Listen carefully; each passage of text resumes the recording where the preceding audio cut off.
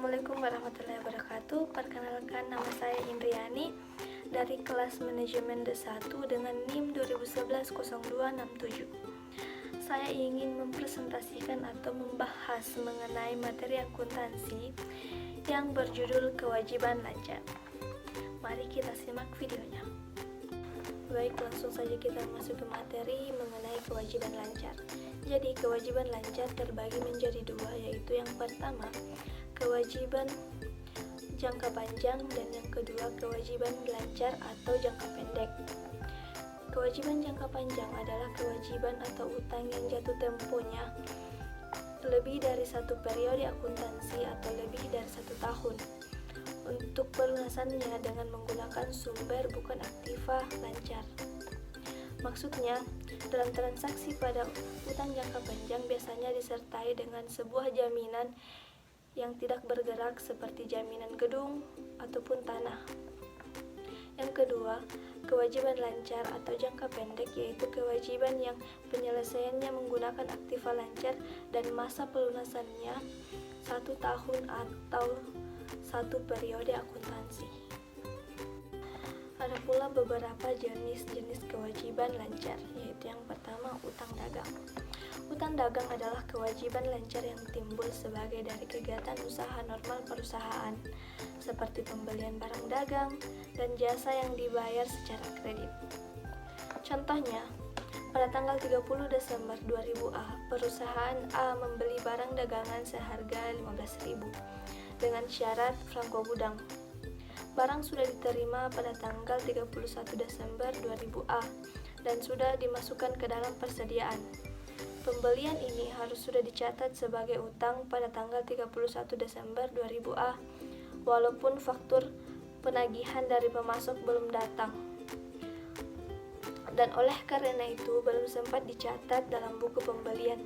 Jadi maksud dari franko gudang yaitu semua biaya telah ditanggung oleh penjual, sehingga pembeli hanya terima beres atau terima jadi saja. Dalam keadaan tersebut, jurnal penyesuaian perlu dibuat tanggal 31 Desember 2000A sebagai berikut. Jadi dapat kita lihat pada di gambar jurnal penyesuaian di atas. Jadi pembelian dicatat di debit sebesar 15.000 dan utang dagang dicatat di kredit sebesar 15.000.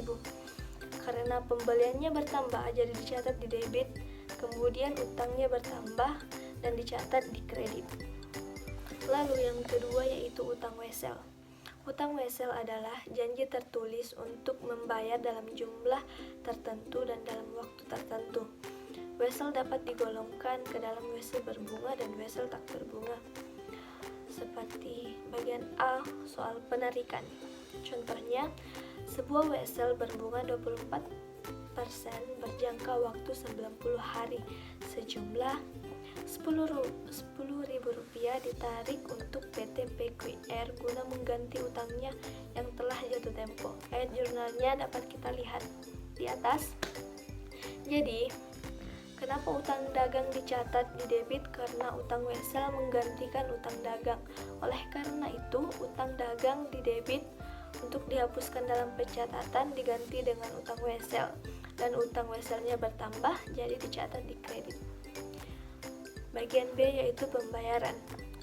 Contohnya pada tanggal 5 Februari 2000B, ganti wesel berbunga yang ditarik untuk PT PQR jatuh tempo. Pembayaran wesel ini serta bunganya sebesar 600. Jadi bisa kita lihat juga di atas contoh ayat jurnalnya. Jadi utang wesel dicatat di debit karena utangnya berkurang sebesar 10.000. Lalu beban bunganya bertambah sebesar 600, jadi dicatat di debit. Kemudian kasnya yang dikeluarkan sebanyak 10.600 dan dicatat di kredit. Untuk menghitung beban bunga yaitu dengan cara 24% dikali 10.000 dikali periode wesel 90 hari per 360. Kenapa per 360? Karena dalam 1 tahun itu sama dengan 360 hari. Lalu yang ketiga yaitu utang lain-lain. Ada beberapa di antaranya yaitu bagian A, utang beban. Biasanya disebut beban masih harus dibayar pada saat akan dibuat laporan keuangan. Pada umumnya utang beban ini dicatat. Hal tersebut disebabkan karena sistem akuntansi yang diterapkan suatu perusahaan belum memungkinkan adanya pencatatan, contohnya pembayaran gaji atau upah dan bunga. Bagian B yaitu pendapatan diterima di muka, atau biasa disebut pendapatan masih harus dihasilkan, tetapi tidak seperti dengan utang yang lain. Pendapatan diterima di muka akan dilunasi dengan penyerahan barang ataupun jasa.